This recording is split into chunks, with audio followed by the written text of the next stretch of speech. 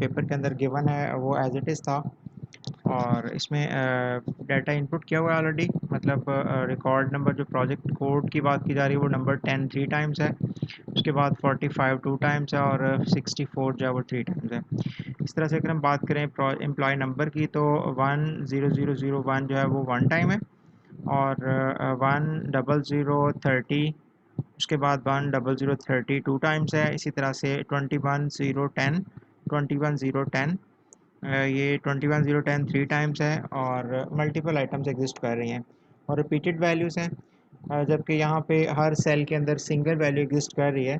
It means कि repeating groups यहाँ पे नहीं है। हमें सिर्फ स्टेप 1 में टेबल को फर्स्ट नॉर्मल फॉर्म में लाने के लिए एक चीज़ आपने करनी है, यहाँ पे प्राइमरी की फाइंड आउट कर लेनी है। उसके बाद फिर जो पार्शियल डिपेंडेंसीज हैं, क्योंकि हम कंपोजिट की यहाँ पे सेलेक्ट करेंगे बिकॉज प्रोजेक्ट कोड जो है वो भी रिपीट हो रहा है, तो प्राइमरी की वैल्यू यूनिक होनी चाहिए, रिपीट नहीं होनी चाहिए, रिकॉर्ड रिपीट नहीं हो सकते। उसके बाद फिर एम्प्लॉय नंबर की बात करें, ये भी रिपीट हो रहा है। उसके बाद अगर हम बात करें डिपार्टमेंट आईडी की, तो ये नंबर 1 है, 2 है, 3 अगेन, तो यहाँ पे ये भी चीज़ रिपीट हो रही है।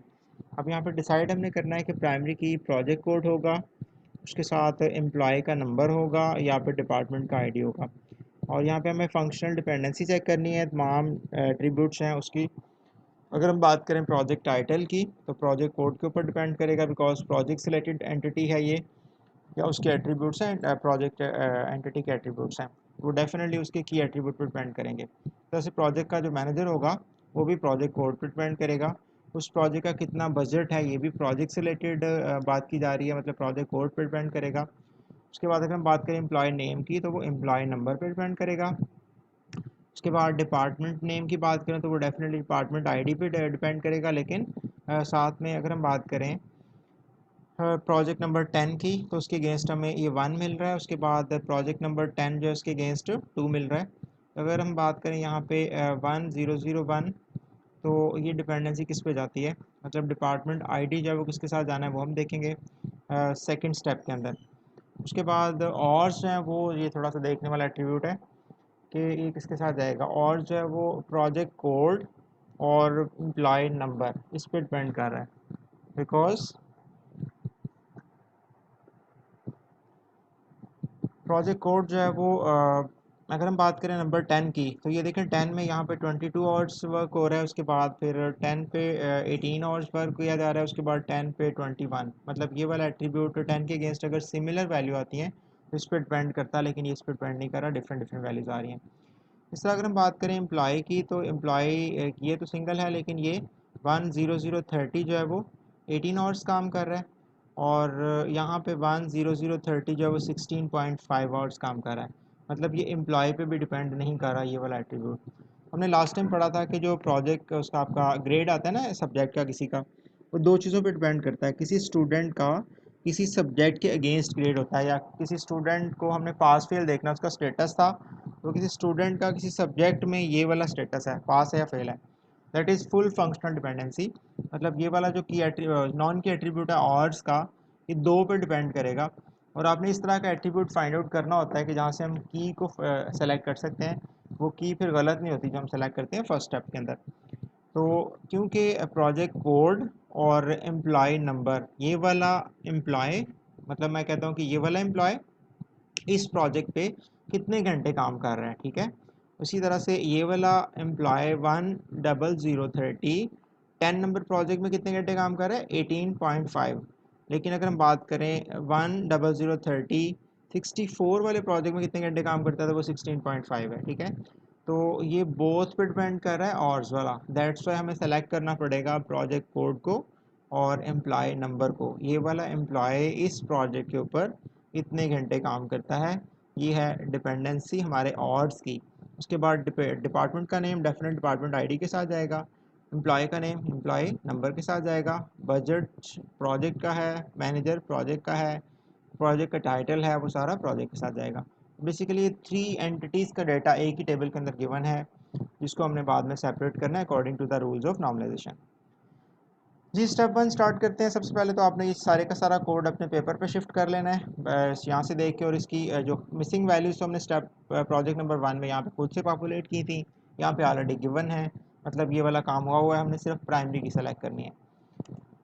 जी यहाँ पे देखें above table have atomic values, मतलब हर सेल के अंदर सिंगल वैल्यू एग्जिस्ट कर रही है। सो टू सेलेक्ट द प्राइमरी की, हमें सेलेक्ट करने के लिए प्राइमरी की टेबल को फर्स्ट नाउन में कन्वर्ट करने के लिए, बिकॉज हमने पढ़ा हुआ कि every table must have a primary की। मोस्ट इंपॉर्टेंट एमसीक्यूज है। Table is also called relation, table को रिलेशन भी कहते हैं, ये भी इंपॉर्टेंट एमसीक्यूज है, साथ साथ आपने पढ़ते जाना है। 100 एमसीक्यूज मैं आपके साथ शेयर करूँगा इंशाल्लाह एक दो दिन के अंदर। जी प्रोडक्ट कोड जो है वो यहाँ पे और एम्प्लॉय का नंबर हमने मिला के प्राइमरी की बनाया है, that is called composite primary की। और इसकी डेफिनेशन क्या थी कंपोजिट की या कंकैटिनेट की, कि ऐसी प्राइमरी की that consist of 2 or more attributes. इसको कंपोजिट की भी बोलते हैं और कंकैटिनेट भी कहते हैं। कंकैटिनेट की जो मिला के बनाई जाती है। अब प्राइमरी की that consist of 2 or more attributes is called composite primary की। और ये भी यूनिक होती है, एमसीक्यू आया हुआ पेपर के अंदर कि क्या कंपोजिट की भी यूनिक होती है, क्योंकि ये प्राइमरी की है, दैट्स वाई इसको यूनिक होना चाहिए। और प्राइमरी की वैल्यू कैन नॉट कंटेन नल, इसको नल नहीं छोड़ा जा सकता, ना ही उसकी वैल्यू रिपीट हो सकती है, must be unique.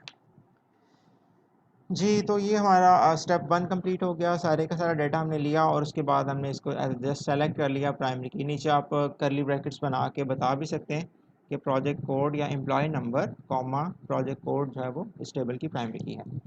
Number next पे मूव करते हैं जी स्टेप नंबर 2 पे। स्टेप नंबर 2 पे हमने देखना होता है पार्शियल डिपेंडेंसी।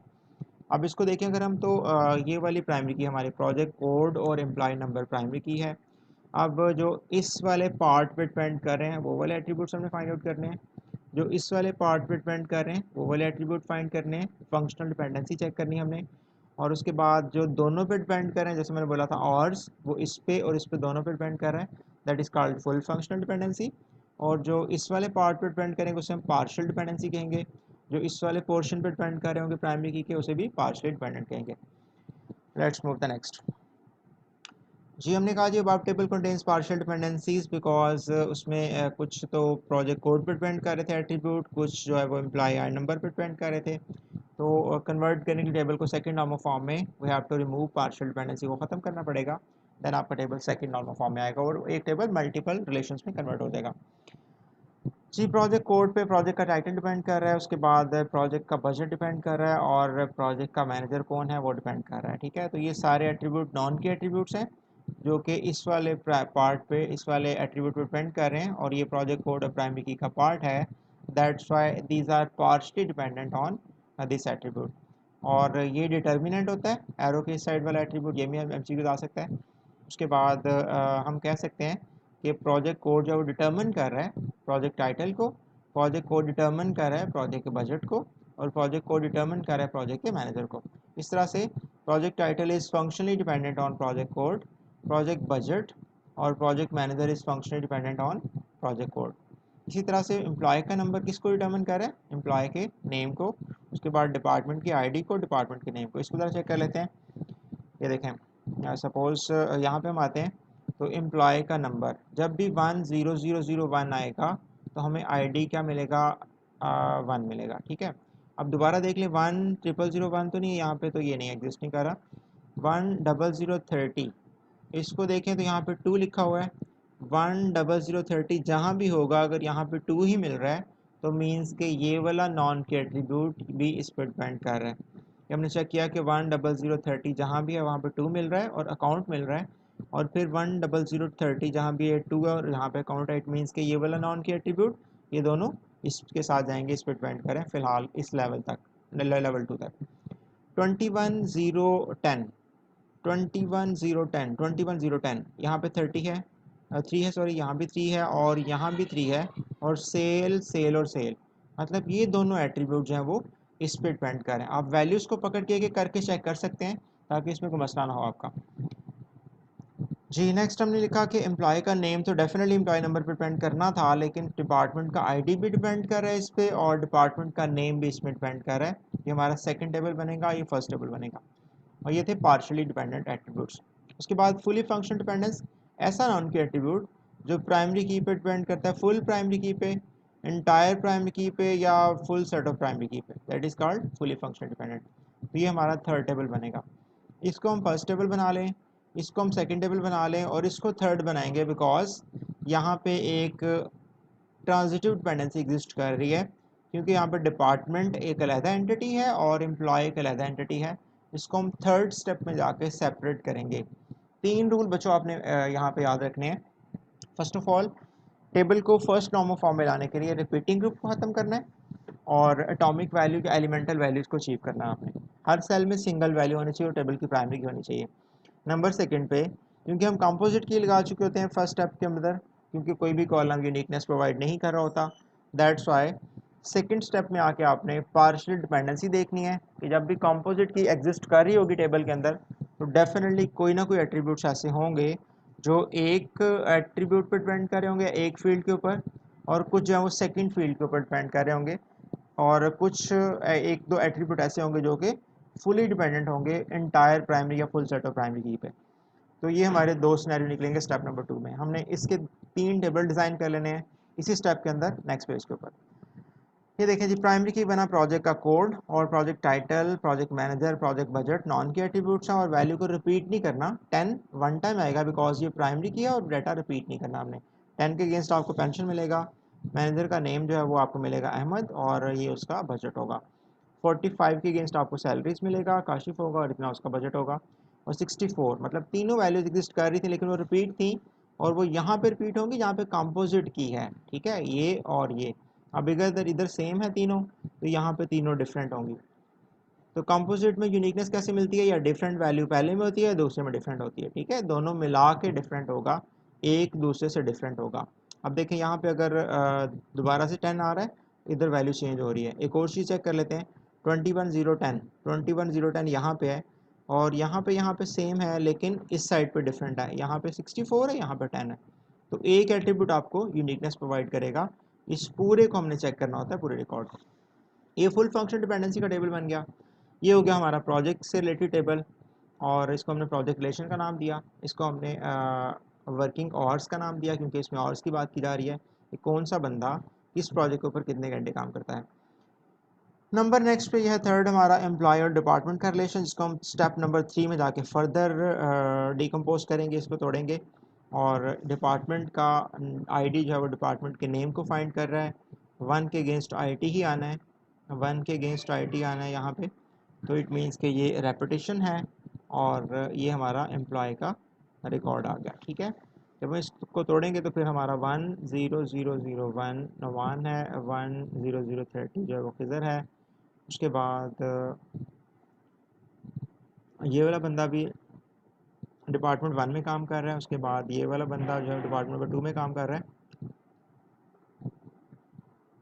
ये हमारा हो गया स्टेप नंबर 2। उसके बाद फिर इस वाले टेबल को हम कंसिडर करेंगे नेक्स्ट लेवल पे स्टेप नंबर 3 में, और कहेंगे कि ये वाला नॉन की एट्रीब्यूट, ये वाले नॉन की एट्रीब्यूट को फाइंड कर रहा है, या फिर डिपार्टमेंट नेम फंक्शनली डिपेंड कर रहा है डिपार्टमेंट के आईडी के ऊपर, और इसको हमने रिमूव करना है यहाँ से जी। स्टेप नंबर 3 में थर्ड नॉर्म फॉर्म हमने लाना है, तो नॉन की एट्रीब्यूट नॉन की पे डिपेंड नहीं करना चाहिए।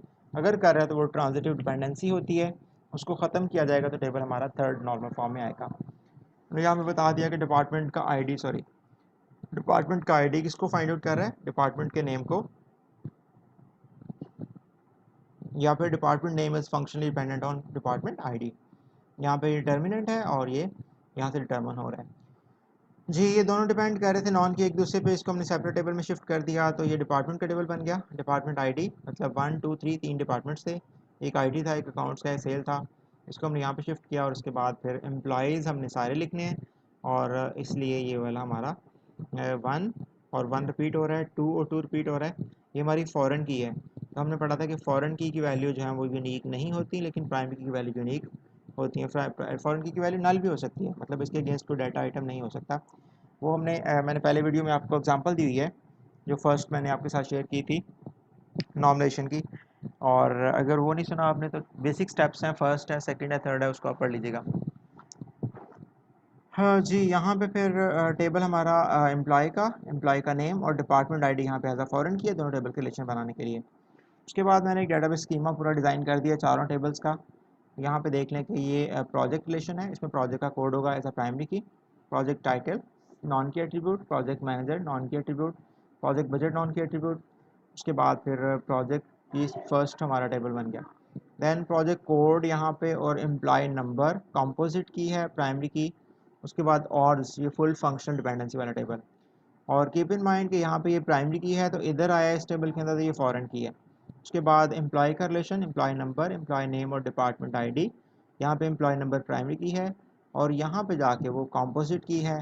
ये दोनों को मिला के हमने प्राइमरी की बनाया हुआ है। नंबर नेक्स्ट पे डिपार्टमेंट का आईडी, डिपार्टमेंट का नेम, एक एक्स्ट्रा फोर्थ टेबल है हमारा।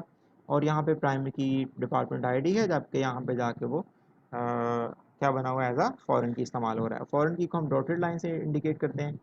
ये पूरा डेटाबेस स्कीमा बन गया जो हमने डिज़ाइन करना है। और एसक्यूएल हम नेक्स्ट स्टार्ट कर रहे हैं, स्ट्रक्चर्ड क्यूरी लैंग्वेज। उसमें डिफरेंट क्यूरीज मैंने डिज़ाइन की हुई हैं। हर लेवल की क्यूरी मैंने बना ली है जो कि आपको पेपर में आ सकती हैं। इसको आपने केयरफुली देख लेना है जी। इस तरह से आपने जो प्रोजेक्ट नंबर 1 मैंने आपके साथ शेयर किया था उसका भी आपने स्कीमा डिज़ाइन कर लेना है और प्राइमरी की को फॉरेन की के साथ लिंक करना है। और ये पूरी डेटाबेस हमारी बन गई है। हमने पढ़ा था डेटाबेस क्या होती है, लॉजिकली रिलेटेड डाटा सेट्स और फाइल्स। ये डाटा सेट है, पहले टेबल्स को बोलते हैं, उसके बाद ये भी डाटा सेट है, ये भी डाटा सेट है, लेकिन दीजर आपस में लिंक्स हैं और आपस में कनेक्टेड है विद ईच अदर।